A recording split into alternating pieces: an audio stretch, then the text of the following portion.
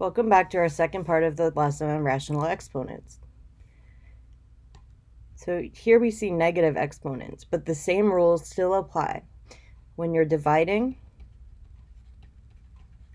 we subtract exponents.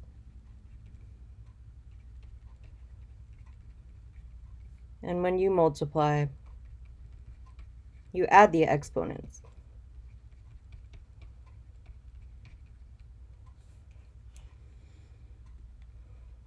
So here it becomes x to the power of negative 3 minus 2. Watch out for your negatives here. Negative 3 minus 2 is negative 5.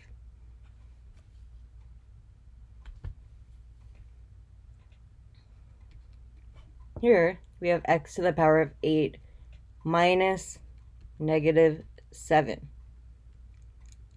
So once again, in this unit, you're really going to have to watch for your signs.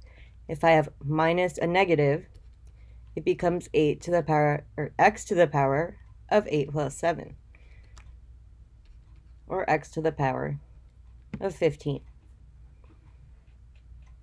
Now we're going to add, since I'm multiplying.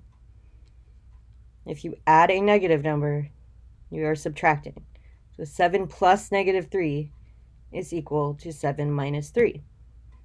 And this becomes a to the 4th. When we looked at problems like these in the last section, we multiplied the exponent on the outside to both of the exponents on the inside. So this will be 2 to the power of negative 4 times 3 over 3 to the power of negative 2 times 3. Negative 4 times 3, we get 2 to the negative 12.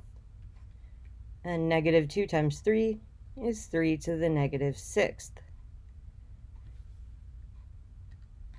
When you have a negative exponent, remember, we can move it to the other part of the fraction and make it positive.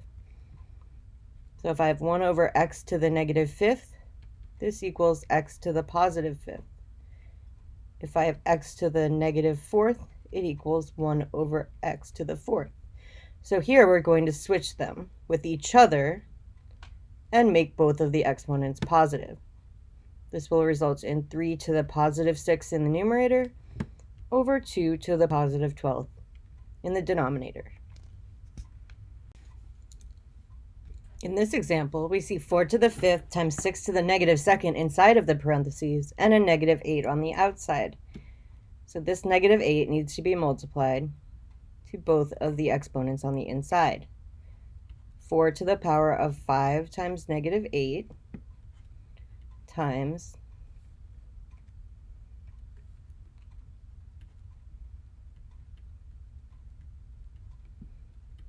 6 to the power of negative 2 times negative 8. So this gives us 4 to the power of negative 40 times 6 to the power of positive 16, since I'm multiplying a negative number by a negative number. Now, since the 16 is positive, I'm going to leave 6 times 16, or 6 to the power of 16, in my numerator. But since this is a negative exponent, I'll move it down here to the denominator and change the exponent to positive 40. The problems you'll be asked to complete want you to leave everything in the numerator with nothing in the bottom of the fraction. But the process still works the same way at first. Multiply the negative 5 to both of these exponents. So right now in the numerator, I have x to the power of 3 times negative 5, and in my denominator, I have 3 to the power of negative 4 times negative 5. So multiply those out, you get x to the power of negative 15, 3 times negative 5, and 3 to the power of positive 20, because I'm multiplying negative 4 times negative 5, and multiplying two negatives makes a positive. But I don't want to have anything here in my denominator. So we have to move this up. And what's going to happen to my exponent when I move it to the numerator? The sign will change. Since it's positive in the denominator, it will become negative in the numerator. So your final answer is x to the negative 15th times 3 to the negative 20th. So let's do the same with this problem. I'll take my 8 on the outside and multiply it to both on the inside. X to the power of negative 4 times 8 times y to the power of 2 times 8. This gives you x to the power of negative 32 times y to the power of 16. There is no denominator in this question, so that will be my final answer. So as you have probably seen, there's various different ways we can rewrite this. Well, one way, since they're both negative exponents, 4 to the negative third and 4 to the negative first, I can switch them with each other and change both the exponents to positive. So I get 4 to the first over 4 cubed.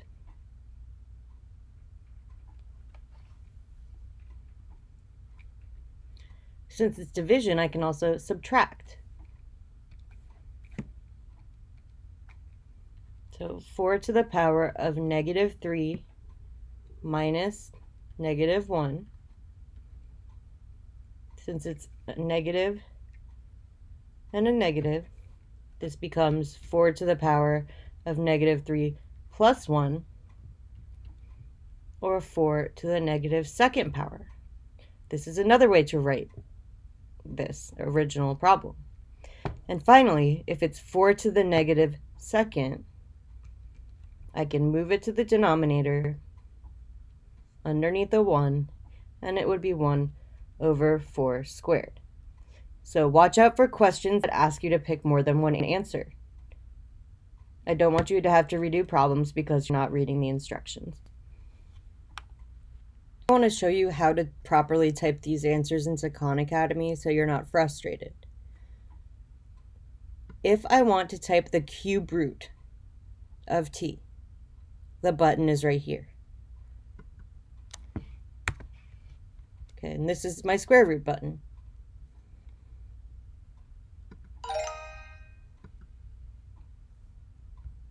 If I need to have a fraction as an exponent, you type C and then shift 6 to give you your exponent. If your exponent needs to be a fraction, you have to put this symbol first.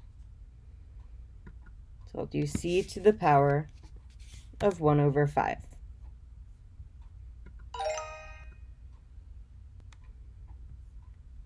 Here, I need to write z, or the 6th root of z. If you click in the box, that's not an option. So if you want it to be any root that's not a square root, you just press the cube root button. Then you need to go up here and select the 3. So if you click right here, then press the right arrow, you'll delete the 3 and change it to a 6. The 6th root of z. So that's how you use the tools in Khan Academy, but feel free to reach out if you're still struggling. So now let's talk about fractional exponents.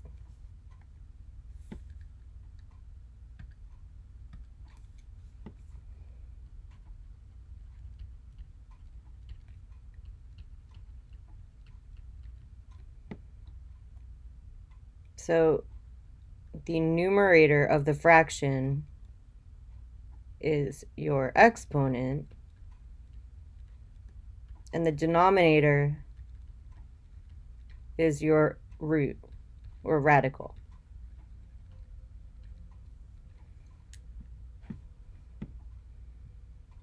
So if you have x to the power of 1 over a, it's the a root of x.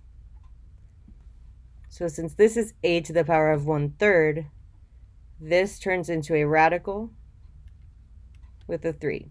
So the answer to this would be the cube root of a. Here I have b to the 1 over 7. That means I'm taking the 7th root of b, which is my answer. Looking backwards, we're given that the 6th root of b, well, the 6 now needs to move back into fraction form in the denominator of the fraction of the exponent. So this one is equal to b to the power of 1 over 6. So what number is here that we can't see? A cube root has a 3.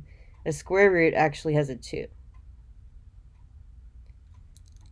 So moving the 2 to the denominator of the fraction, the square root of g, or of anything, the square root is equivalent to that term to the power of 1/2.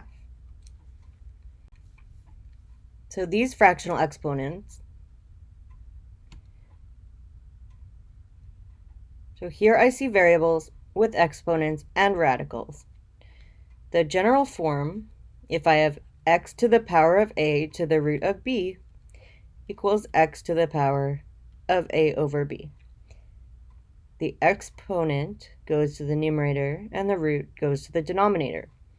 So here I have x to the power of 2. That 2 is the numerator of my fraction, and the 3 from the cube root is my denominator. So the cube root of x squared is equal to x to the power of 2 over 3. So let's apply the same process here. Which numbers do you think should be in the numerator and the denominator? Well, remember that the exponent is on the top of the fraction and the radical number is on the bottom, so we have x to the power of 3 over 5. So we're going to work these problems backwards now. The numerator is going to stay with the variable b squared, and this 7 becomes the 7th root. So here, b to the power of 2 over 7 equals the 7th root of b squared. I have a to the 5th, and I need to make it the square root, because 2 out here with my radical means the square root, so we're not going to type that in our answer. A to the power of 5 over 2 is the square root of a to the 5th. Remember to send me any messages if you need help or come to the office hour sessions. Thanks for watching. Hopefully see you soon.